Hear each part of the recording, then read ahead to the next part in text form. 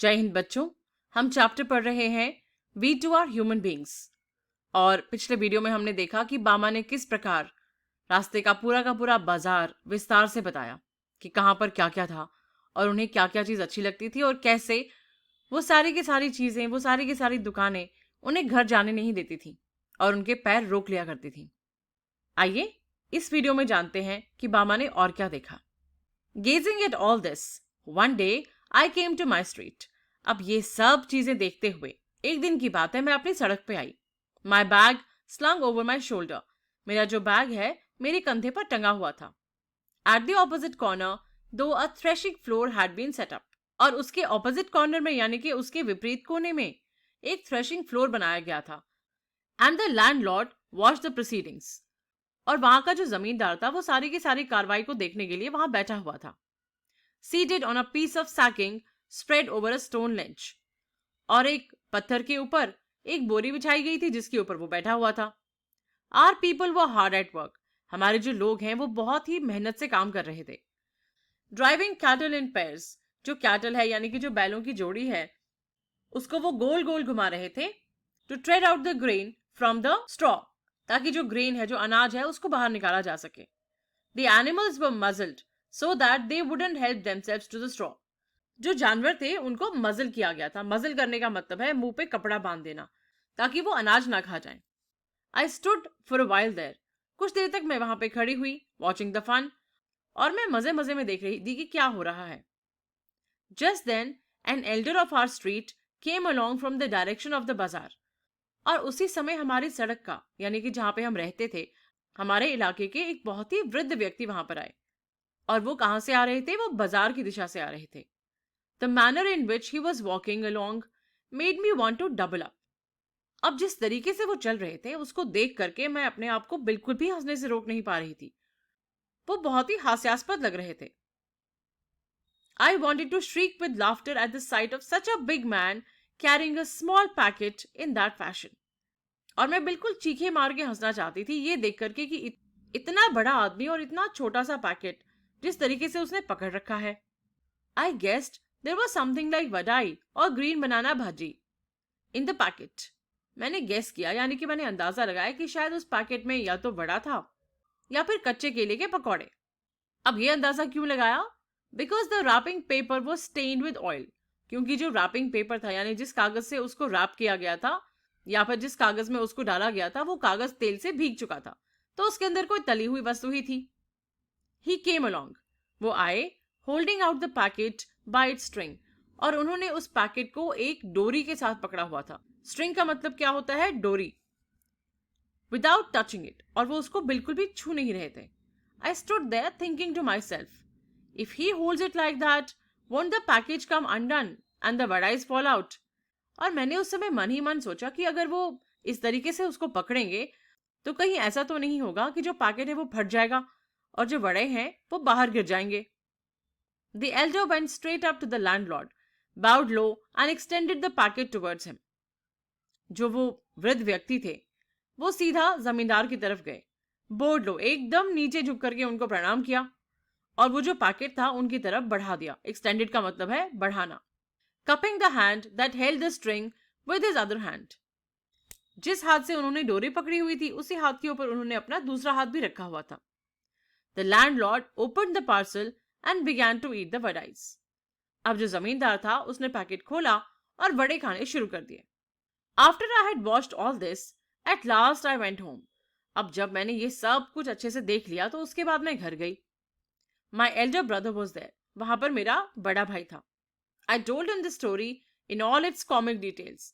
और मैंने पूरे के पूरे मजाकिया डिटेल में, यानी जो भी ये चीज मैंने देखी थी वो मुझे बहुत ज्यादा मजाकिया, बहुत ही ज्यादा मजेदार लग रही थी, तो अपने भाई को मैंने बिल्कुल लोटपोट होकर के ये सारी की सारी बात सुनाई। I fell about with laughter at the memory of a big man and an elder at that, making such a game out of carrying the parcel। मैं बिल्कुल हंसते हंसते गिर पड़ी ये याद करके कि इतना बड़ा आदमी और वो भी इतना वृद्ध आदमी वो ऐसी गेम कैसे खेल रहा है जिसमें वो इस तरीके से पार्सल को लेके आ रहा है। But Anna was not amused. लेकिन जो मेरे बड़े भाई थे उनको ये बात मजाकिया नहीं लगी, उन्हें कोई आनंद नहीं आया ये बात सुनकर। अन्नन told me the man wasn't being funny when he carried the package like that. तो अनन ने मुझे बताया कि वो जो व्यक्ति थे जो उस पैकेट को बाजार से लेकर आए थे वो बिल्कुल भी मजाक नहीं कर रहे थे, ना ही वो कोई खेल खेल रहे थे. He said everybody believed that they were upper caste and therefore must not touch us. उन्होंने बताया कि सब लोग ये मानते हैं कि वो ऊंची जाति के हैं और इसी कारण से कुछ भी हो जाए वो हमें छू नहीं सकते या हम उन्हें छू नहीं सकते.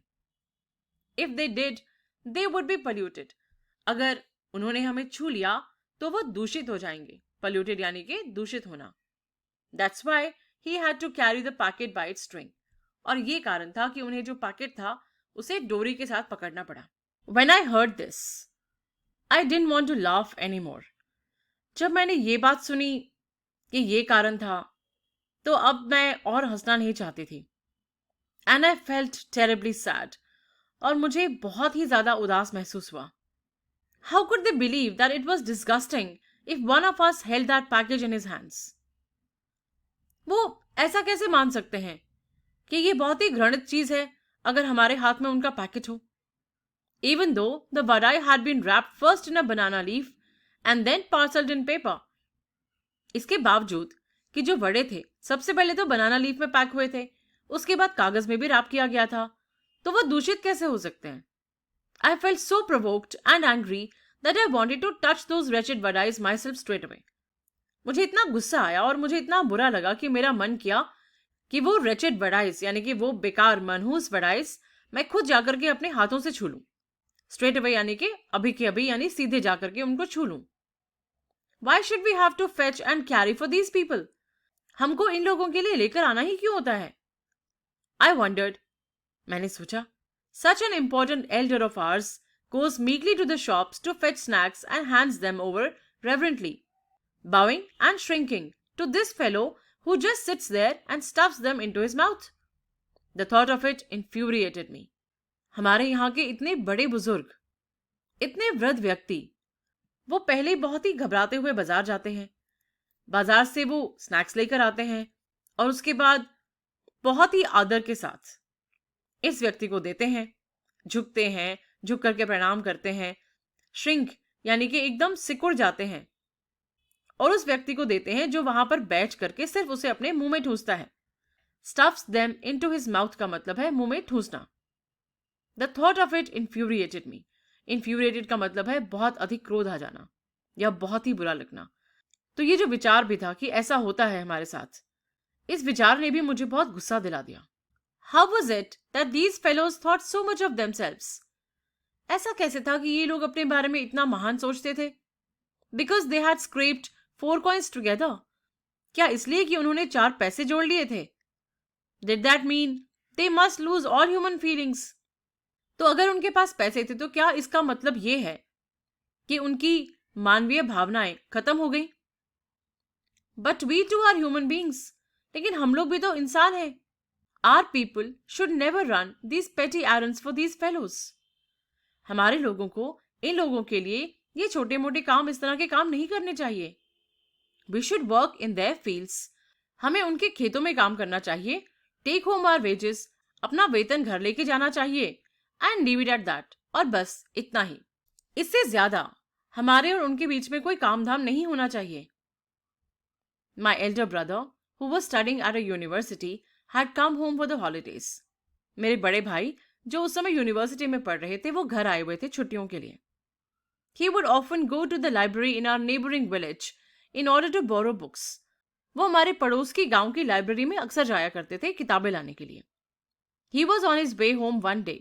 एक दिन वो घर वापस आ रहे थे, walking along the banks of the irrigation tank. जो इरिगेशन टैंक था यानी कि जो सिंचाई करने के लिए टैंक था, उसके बराबर से वो गुजर रहे थे. One of the landlord's men came up behind him. जमींदार के कुछ लोग उनके पीछे आए. He thought my Anand looked unfamiliar and so he asked, "Who are you, Appa? What is your name?" उनको लगा कि हमारे आनंद थोड़े से अलग लग रहे हैं, यानी कि वो उनको पहचान नहीं पाए, अपरिचित लग रहे थे. तो उन्होंने पूछा, आप कौन हो अप्पा, आपका नाम क्या है? Anand told him his name. अनन ने अपना नाम बताया. Immediately the other man asked, और तुरंत दूसरे आदमी ने पूछा, Thambi, on which street do you live? आप कौन से वाले सड़क पे रहते हो? The point of this was that if he knew on which street we lived, he would know our caste too. अब ये प्रश्न पूछने का मतलब क्या था कि अगर उसे ये मालूम होगा कि हम कौन सी सड़क पर रहते हैं तो उसे ये भी मालूम चल जाएगा कि हमारी जाति क्या है. अनंत told me all these things and he added.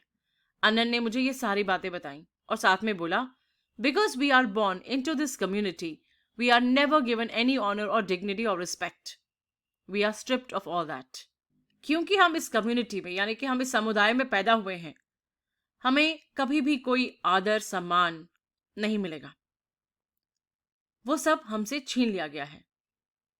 या फिर stripped of all that. stripped यानी कि उधेड़ देना, उधेड़ करके निकाल देना. But if we study and make progress, लेकिन अगर हम पढ़ाई करें और अपनी पढ़ाई करके आगे बढ़ें, we can throw away these indignities. ये जो अपमान है इसको हम फेंक सकते हैं. So study with care, learn all you can. तो बहुत ध्यान से पढ़ाई करो, जो भी सीख सकती हो सीखो. If you are always ahead in your lessons, people will come to you of their own accord and attach themselves to you. अगर तुम अपनी पढ़ाई में सबसे आगे रहोगी तो लोग अपनी मर्जी से तुम्हारे पास आएंगे और अपने आप को तुमसे जोड़ने की कोशिश करेंगे. Work hard and learn. पूरी मेहनत करो और सीखो. The words that Anand spoke to me that day made a very deep impression on me. जो शब्द उस दिन मुझे अनंत ने कहे थे उन्होंने मेरे ऊपर बहुत ही गहरा प्रभाव डाला. डीप इंप्रेशन का मतलब है गहरा प्रभाव. And I studied hard. और मैंने बहुत मेहनत से पढ़ाई की. With all my breath and being. मैंने पूरे जी जान लगाकर पढ़ाई की. In a frenzy almost. बिल्कुल पागलों की तरह पढ़ाई की. As Anant had urged, I stood first in my class. और जिस तरह से अनंत ने मुझे बताया था मैं अपनी क्लास में अव्वल आई. And because of that many people became my friends. और इस कारण से बहुत सारे लोग मेरे मित्र बन गए. तो ये थी कहानी छुआछूत के ऊपर, जातिवाद के ऊपर. आपको कहानी कैसी लगी? क्या आपके मन में ये विचार आया कि जात पात ये सब चीजें नहीं होती? हम सब के सब एक इंसान हैं और एक इंसान के रूप में ही पैदा होते हैं और हम में किसी में भी कोई अंतर नहीं होता और अंतर करना भी नहीं चाहिए, क्योंकि ईश्वर ने या जिसने भी हमें बनाया है उसने हम सबको एक बराबर बनाया है. आशा करती हूं कि ये दोनों कहानियां ना सिर्फ आपको अच्छी लगी होंगी बल्कि आपने इनसे बहुत कुछ सीखा भी होगा. धन्यवाद.